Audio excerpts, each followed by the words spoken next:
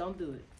Don't do it. If I find out that you undercharged, I'm coming.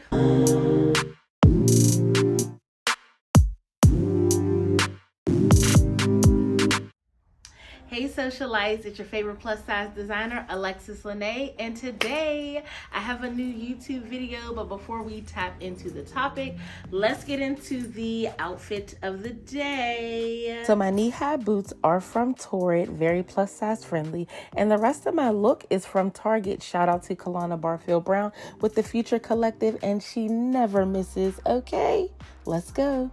So today I wanted to do a video about the top 5 things as of now, right? Because I feel like this is a video that I'll probably do like as I continue to grow in business, but I wanted to do a top 5 things I wish I knew or did before starting a business. So for those of you that don't know, I am Alexis Lene, the owner of Amehi, which is an acronym that stands for I'm Made in His Image. Yes. It is a plus size brand. I primarily do custom designs, but I'm looking to eventually get into ready to wear and manufacturing so that I don't have to necessarily make everything.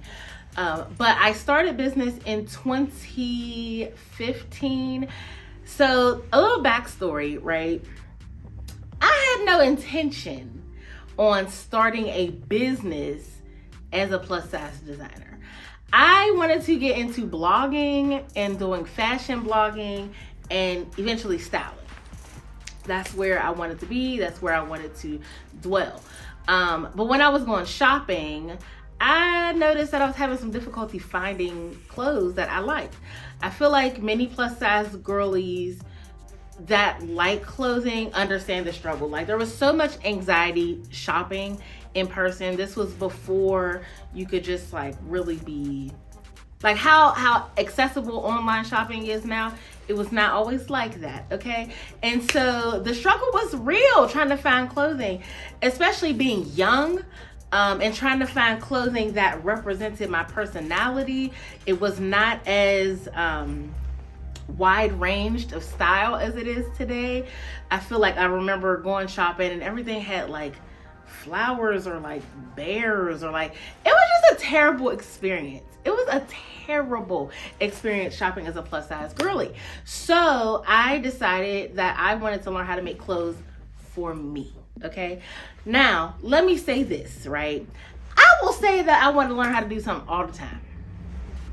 I want to learn how to do art. I want to learn how to do this. I want to learn how to do that. But I don't really dig in.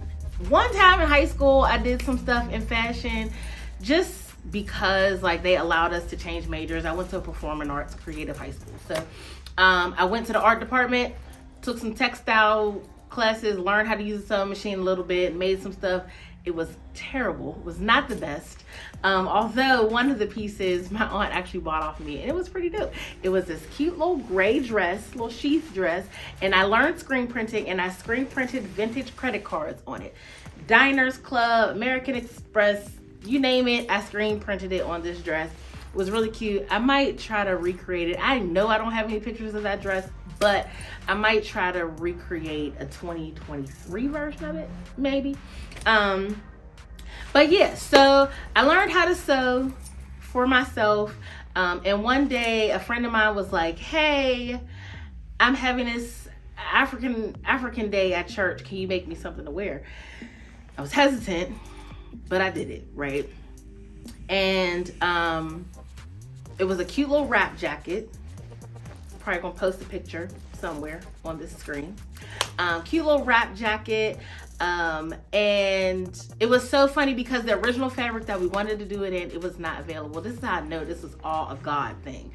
The original fabric that we wanted to do it in, we couldn't get the fabric anymore. So we switched to the fabric that you see in the picture, and it worked out. She said she got tons of compliments. Everybody loved it. And I was like, oh, that's wonderful. And I really, didn't think a whole lot of it.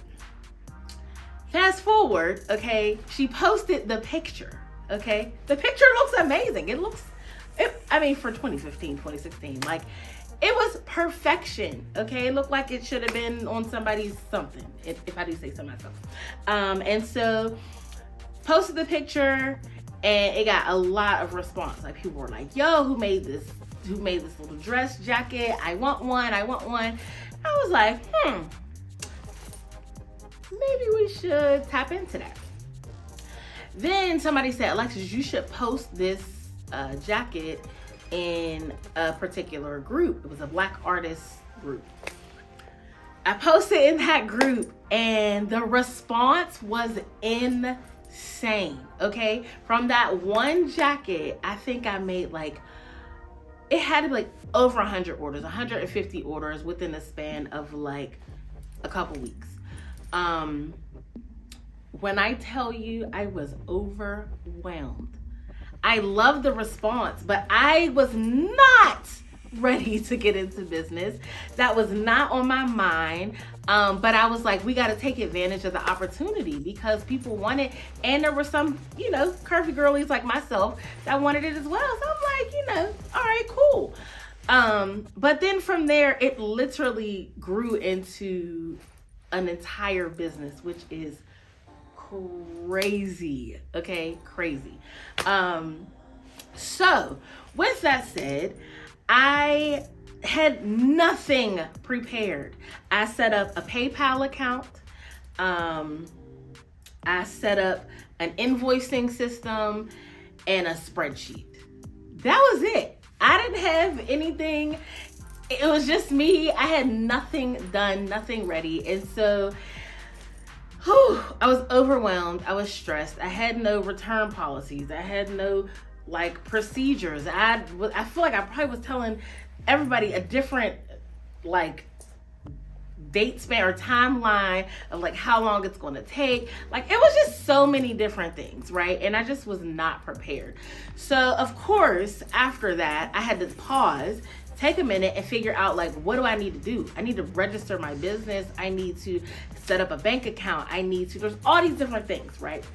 A slew of things that I should have did prior to, but I jumped in, started the business, and then had to back up and then get the foundation together to keep moving. I made the mistakes so that you don't have to. So these are my top 5 for right now, things that I wish I knew or did before jumping into business. All right, so number 5, I wish I knew who my audience actually was. Okay, so like I said, I started my business, or the business came out of clearly a need, right?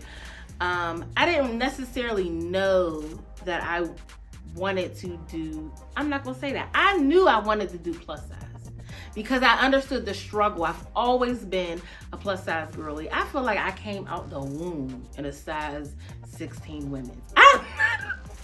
I'm not making that up. I feel like I just came out with a 6 size that saved lives.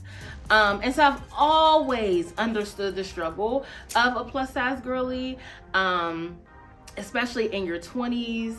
You don't want to dress granted, when I was in my 20s, we all were dressing we had corporate jobs, early 20s, going to the club in corporate attire. It was wild. So it worked then, but it's not going to work right now. And so it was a struggle trying to find cute clothes that represented who I was. I wasn't a 50-year-old lady, but it seemed like plus size clothing was only designed for an older audience.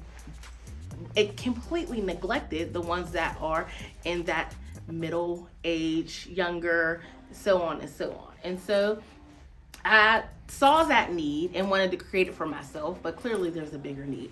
But what ended up happening was my mind was so fixated on the money.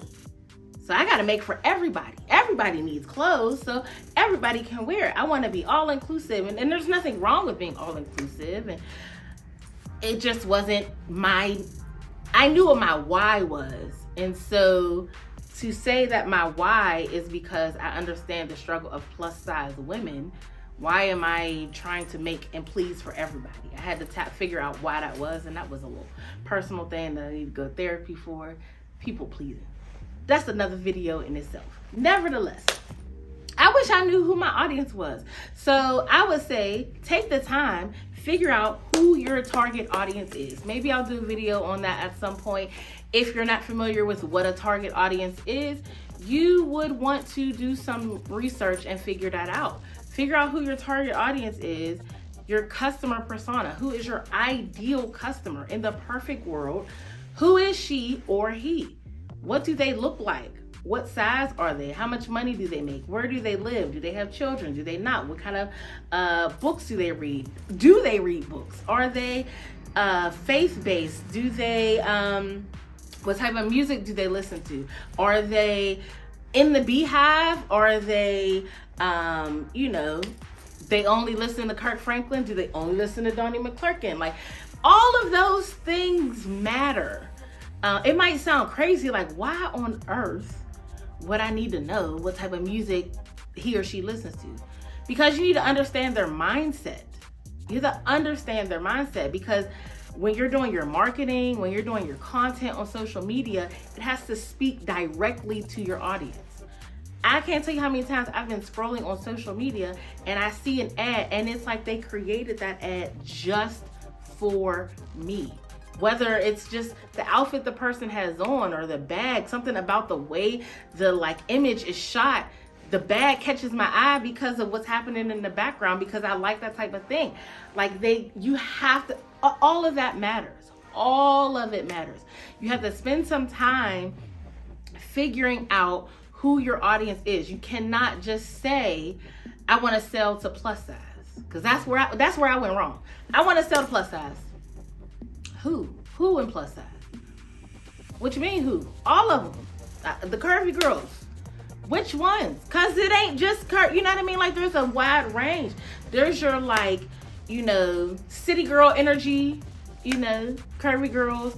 There's the hot girls. There's the little saved, but we like to hang out a little bit. There's your brunchy vibe. There's your Sex in the City vibe. You know what I mean? There's all these different ranges of plus size, and you need to figure out which one is your audience. So I would say, know your audience before you start the business. Otherwise, you are going to waste time with clients that you don't want to be bothered with and customers you don't want to be bothered with. You're going to waste money on ads and marketing, creating content for an audience that doesn't even want the product that you're selling. You're selling to, people over here who have no ears, and you're trying to sell them headphones. Make it make sense. You see what I'm saying? Know your audience. Know exactly who you're selling to. Get into their mind. All right, so number 4, I wish I knew, and I wish that I did, charge my worth from the gate. Come close. Let's have a conversation. I have noticed, myself included, and I've talked to other people that are designers, I'm in different groups and so on, we struggle, and I feel like it's not just in fashion, I feel like this is just across the board. We struggle with pricing, okay? When I first started business, I charged so low, and I'm not saying rock people's heads, okay? That's not what I'm saying. But if you want to, that's your business. Your price is your price. I respect people's prices. What I am saying is you never want to undercharge and undercut yourself. When I first started business, I was charging the cost of the fabric double. So if the fabric cost, for example, for that jacket, I usually had to purchase 6 yards of fabric. 6 yards of fabric, it might cost $36 plus shipping. We'll say $40. So I was charging $80 for this jacket. $80. Now, to some people, that's okay. Some people take the cost of materials and they double it. If that's what you want to do, that's fine. What I didn't realize was there were so many things I didn't take into consideration. I didn't take into consideration me actually making the piece. I didn't take into consideration me creating the patterns. I didn't take into consideration the thread. I didn't take into consideration the electricity that I was using in my house because I didn't have a space. I was working out of my house. The electricity that I was using to run my sewing machine. I didn't take any of those things into consideration. Nothing. I'm just double because in my mind, I'm making a profit. It's not how it works. There's so many things that go into pricing. And I'm going to do a separate video, but if you cannot wait, if you follow me on TikTok, I did do a video on TikTok and I'll drop the link down here regarding like a very basic way of finding your price point. But there were so many things that I did not take into consideration and I ended up losing out on money because I was not charging my worth. I was basically making the garment for free. And I was losing out on money, but I was stressed out because I got 150 orders that came in out of nowhere and I'm trying to figure out where's the money going. I'm not making a lot of money off of this. And I had to take a step back and figure out what is happening here. So yeah, but if I have a product or if you have a product, take some time and do the math. The math has to make sense. Figure out your cost, like the raw materials, how much are your raw materials.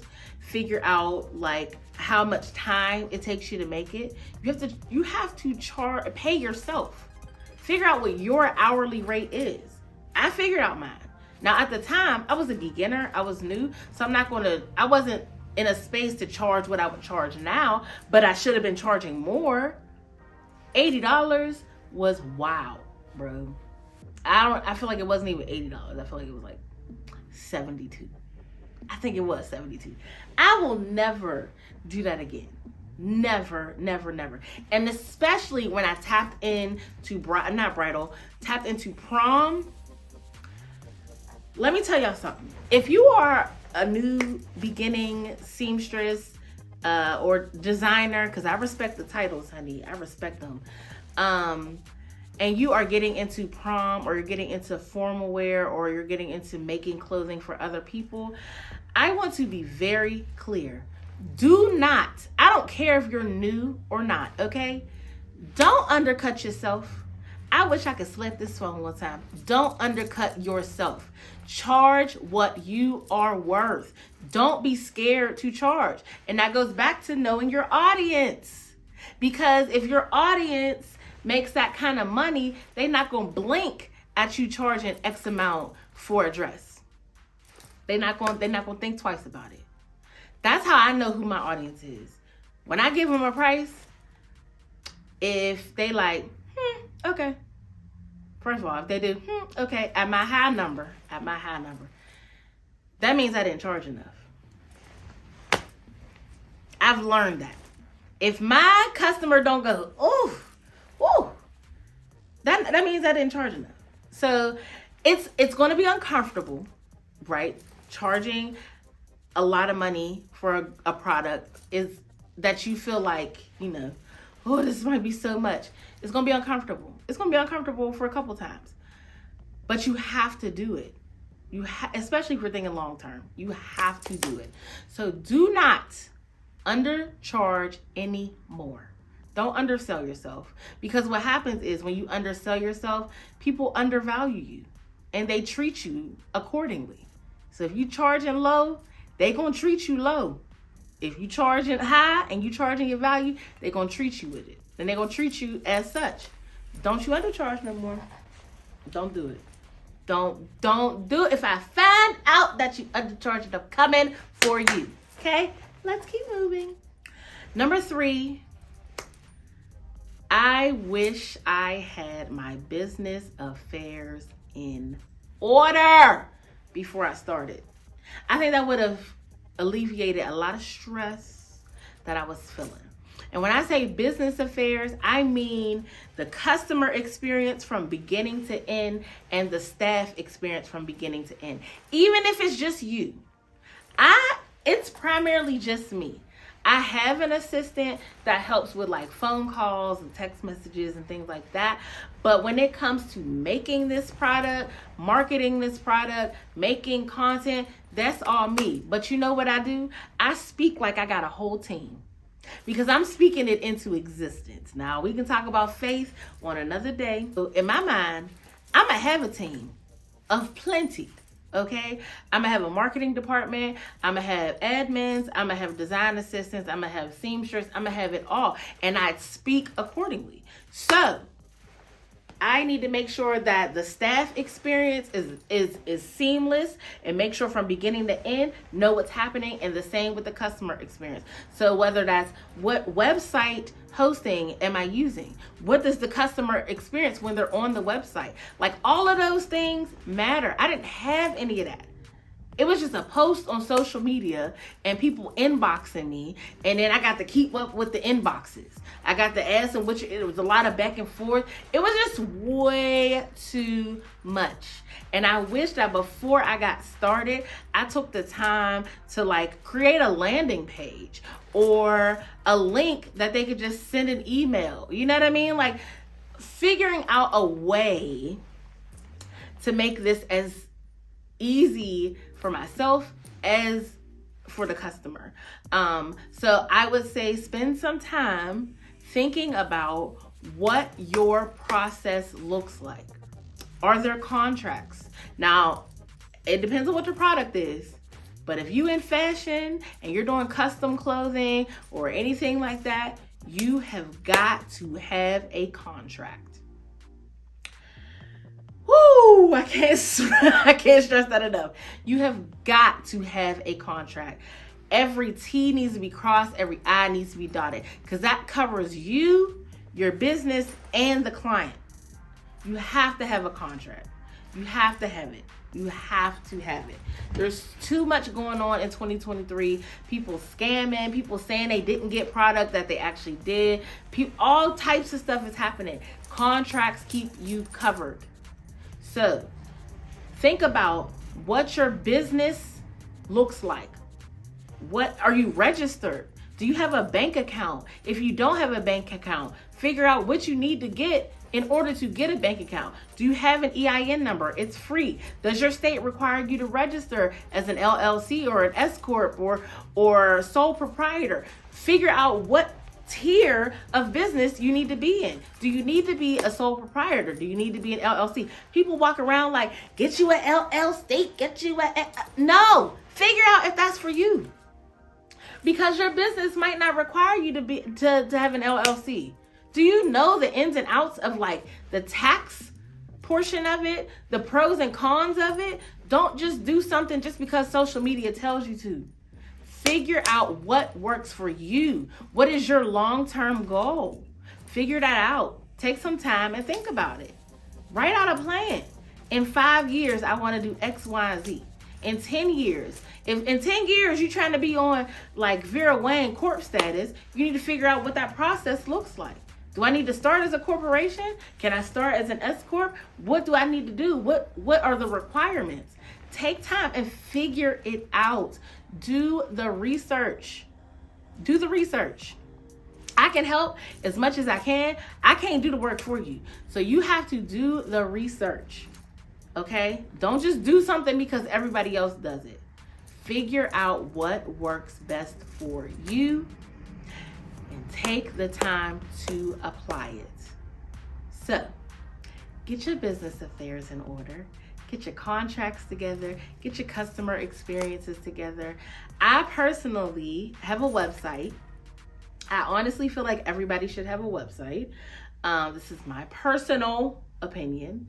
I think everyone should have a website of some sorts. I think that adds a level of legitimacy to your business. I think that everyone should have a .com email address. You can get those on Google. I think they used to be like $6. I might be wrong. I think they are $6 because I think I have 2 right now and I think I pay like $12. I think everyone should have a .com. It's something about a business when they have like an at Hotmail, at Yahoo. It just, personal opinion. I think that you should, starting out, that's fine. But if you're going to start taking your business more serious and it's no longer just a hobby, I think you should consider registering and having a actual email address for your business. So like, for example, ours is info@loveamahi.com, admin@loveamahi.com, not info@gmail, or mahi@gmail. It just adds a little level of professionalism, in my opinion, to your business and legitimacy to your business. So I think you should have a website of some sort, some type of platform where people can go see what you have, send emails to ask questions. They should not be DMing you for everything. You need to have a process. Process. I can't stress that enough. Process. If something were to happen, I say it like this. If something were to happen to you today and somebody else had to pick up where you left off, would they know what to do? If they don't, then you need to figure out what needs to be on paper so that they can pick it up and say, okay, so step 1 is do this. Step 2 is do this. Step 3, you need to have that. Okay? So, number two, set boundaries and keep them. Set them and keep them. Set them. I gotta let it get in your spirit. Let it ring in your spirit. Hallelujah. Set boundaries and keep them. Sis, what you mean by that? I'm glad you asked. So, right, listen. When I started my business, I was making stuff for everybody and their mama. I was doing kid stuff. If my homies was like, oh, can you make me a t-shirt? Can you make me a shirt? Can you make me... Sure. Men, women, straight sizes, plus sizes, you name it, I was doing it, okay? And it was running me ragged. Like, no. So I had to sit and think, what do you want to be known for? What do you want to be known for? And it can't be everything. What do you want to be known for? So I figured out, I want to do formal wear. That's it. I want to do prom. I want to do like cocktail evening wear. That's my lane. That's where I want to be. Once I figured that out, I then had to say, no, I can't do that. No, I'm unable to do that. People ask me all the time to do alterations. I love y'all with the love of the Lord. I don't do alterations because I don't want to. That's my personal opinion. I feel like doing alterations puts me in the box of being a seamstress and not a designer. So I choose not to do alterations. Now, I might change my mind later on, but no. So at this point, when someone asks, I say no, because that's my boundary. My boundary is I only do X, Y, and Z. You're asking me to do P, B, and E. I don't do those. But I can refer you to someone, right? I tell them no, but I give them an option. So no, I don't do it, but I can give you some names of people who can. Set your boundaries. Do not be so hungry for the money that you like forget why you started and you start pulling on everything. Do not. Follow the purpose, right? Follow the purpose and the profit will come. So if your purpose is doing plus size formal wear, if your purpose is doing plus size men's suits or men's clothing, follow that purpose. Don't start pulling on other things because of the financial part of it. Follow the purpose and the profit will come. As you continue to hone in on what your purpose of your business, what your purpose of your product is, the money will start to follow. It'll follow. But you cannot keep I'm gonna do kids, I'm gonna do men's, I'm gonna do women's, I'm gonna do candles, I'm gonna do oils, I'm gonna make some lotion, I'm gonna make lipsticks. And don't get me wrong, right? Because in my mind, I got a multi-million-dollar business in here, but I can't do it all at one time. So I have to stick to the one thing that's going to make me, when people say Alexis Lene, I want them to think about the plus size designer. I don't want them to think about, does she do, oh, Jesus, does she do crafting? Is it jewelry? Is it this? Is it that? Is it this? No. I want them to say, if somebody says, I need a gown, call Alexis. Go to Amehi. That's what I want them to know me for. That.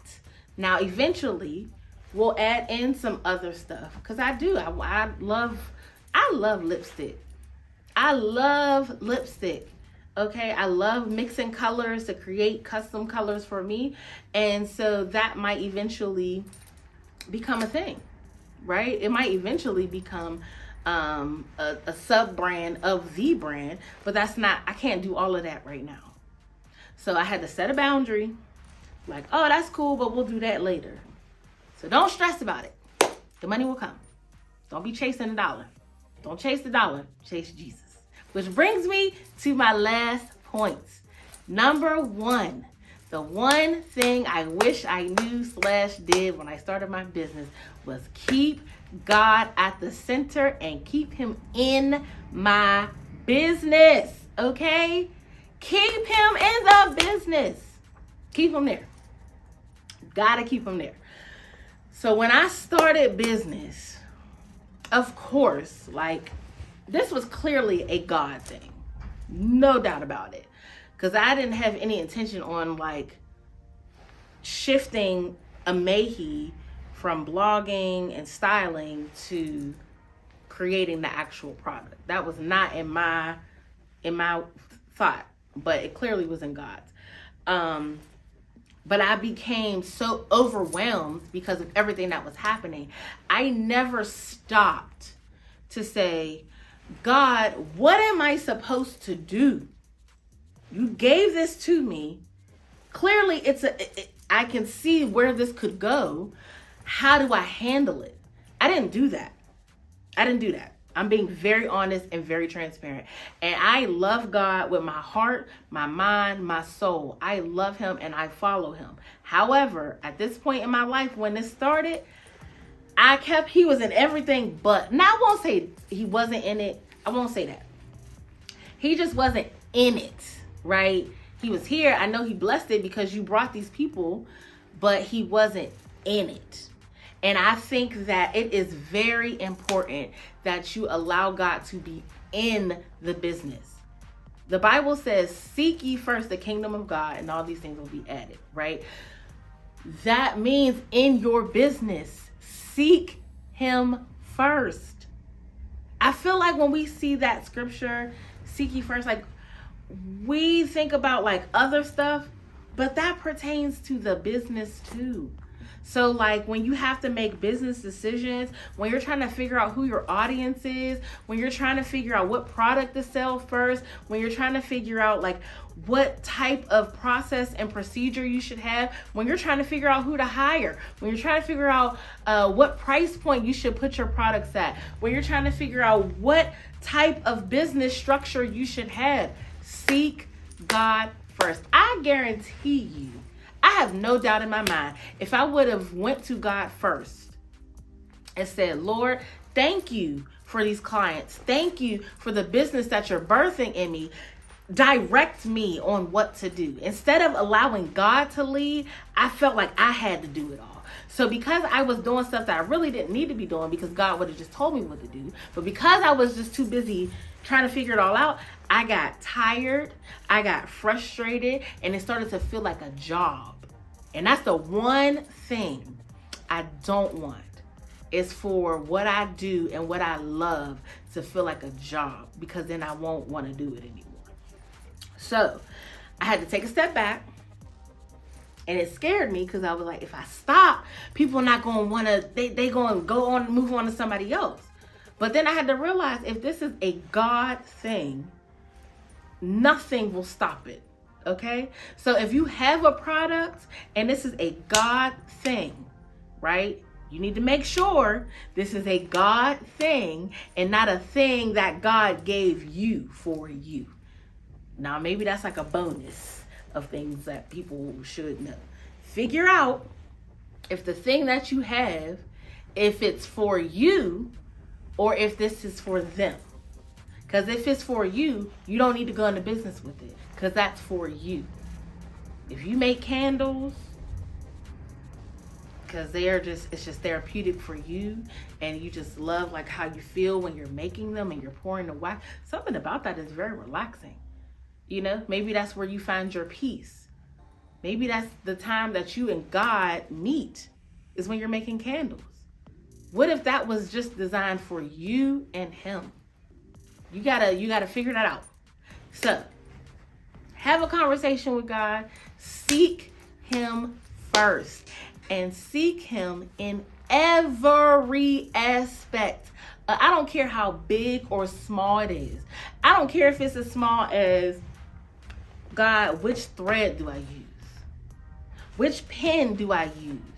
Which paper? Every aspect matters. It sounds so dumb, like, why would I talk to God? Because God wants to be in all of it. He wants to be in all of it. Seek God about your business. Allow God to be in your business. All up in your business. Okay? You got to. Because not only will he bless it, it'll work the way it was designed to work, and it won't make you feel like you have to work as hard. It's going to stretch you. It's going to stretch you. It's going to stretch you. He's going to put you in some spaces that you're going to be like, oh, Lord, I don't want to do this. That's not how I saw it. That's how he saw it. That's how he designed it, and that's how he created it. Let God lead. You follow God as you pursue purpose. So, know your audience. Charge your worth. Learn your business. Set boundaries. How did I forget that? Set boundaries and keep God in your business. These are the 5 things that I wish, and because there was a bonus, 6. Know if the business or product that you're trying to produce, if it's really for the people or if it's just for you. These are the 6 things that I wish I knew or did before I started my business. So I hope this helps you. I hope that this makes some sense. If there's something in particular out of these 5 that you want me to dive deeper into, just let me know and I have no problems. Once again, thank you so much for tapping in. Be sure to like, comment, subscribe, follow me on all my platforms, so on and so on. And yeah, I pray that you have a blessed and wonderful week. Love you.